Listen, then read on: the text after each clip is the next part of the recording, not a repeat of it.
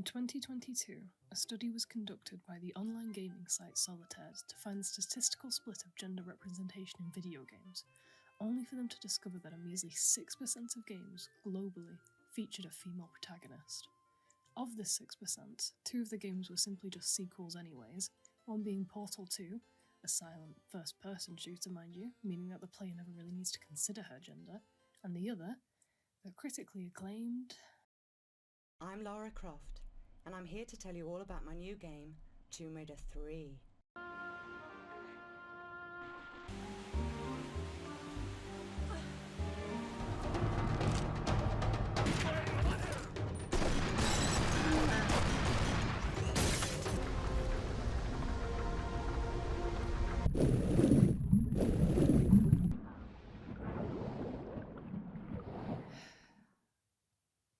Lara Croft Tomb Raider.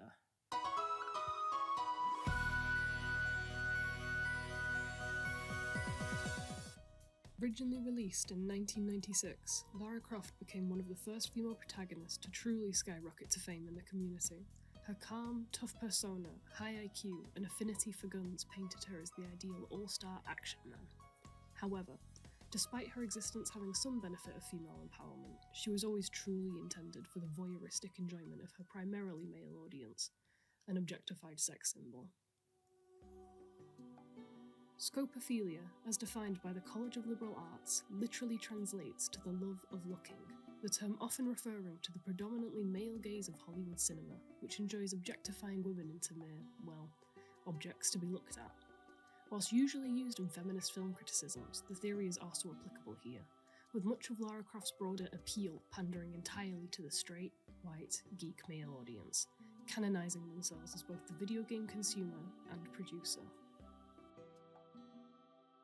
The criticisms of Tomb Raider's sexualization doesn't simply end at how scantily clad Lara is on these dangerous archaeological excursions, or the fact that she's most likely missing half her organs due to unrealistic body proportions, but to do with the series' audio vocalizations too.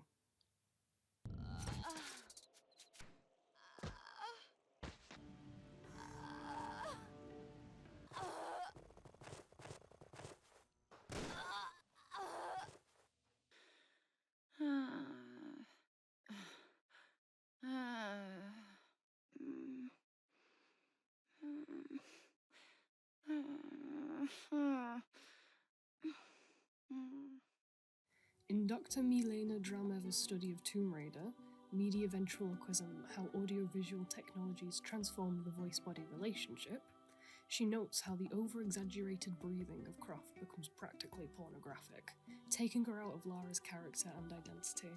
Draumeva furthers this, articulating that her groans rendered Croft more as a helpless puppet being manipulated, rather than a heroine in an adventure story. For male gamers, however, that's likely the sensation desired, for within video game production and experience, gender is still mired in patriarchal oppression and inequality. However, despite all this, Lara Croft still somewhat represents a positive, aspirational figure to look up to, a smart, independent, and quick-thinking college-educated woman who, with Crystal Dynamics' recent attempts to transform some of their earlier misdeeds, due to said criticisms, has become more than just the sex symbol she originally symbolised. So, now let's explore how the video game industry portrays female sexualization when the character is not as aspirational. Come on, baby, let's make Daddy proud. Oh. That's right, little one. It is playtime.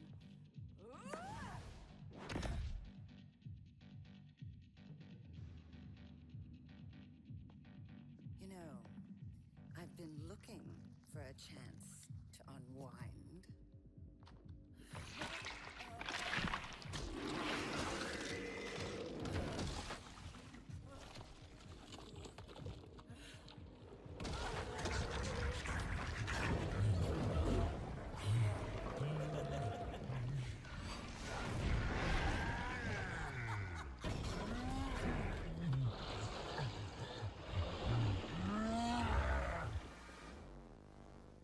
There is a face only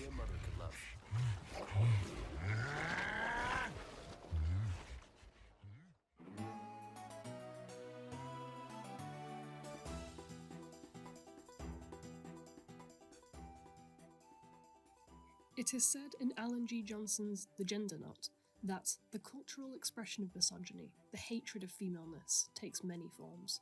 It's found in ancient and modern beliefs that women are inherently evil and a primary cause of human misery. Within a video game context, this theory becomes all the more apparent. Take, for example, 2004's well-received Doom 3.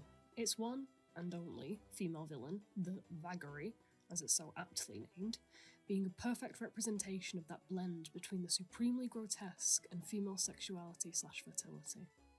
The naked upper body of a woman combined with that of a giant spider, markedly pregnant with some kind of demon fetus baby in her abdomen, expressing the tired and cliche design ethos of sexy plus gross equals creepy. By singling out the only female villain of the game for her gender, to render her as uniquely repulsive within this context, the creators of Doom 3 unfortunately contribute to this long-standing tradition. Sarkeesian describes this stereotype as grotesquely female, since their femininity is used to make them appear evil, dangerous, or disgusting. Female sexuality becomes inherently threatening, and game developers create female creatures who function to demonize femaleness itself. All this is to say, female representations in video games start with women themselves. We rightfully deserve a place and a voice on our own heroines, side characters, and villains. The statistics of women actively working in the industry since 1996 has improved, and them now actually having some creative control, but that number is still depressingly low, at a meagre 21%. And the women who do in fact work within the industry report numerous cases of harassment, bullying, and erasure of their voice, work, and inherent worth.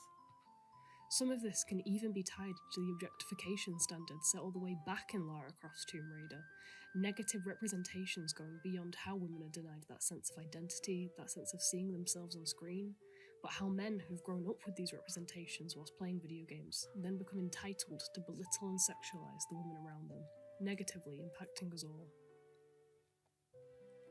There is hope, however.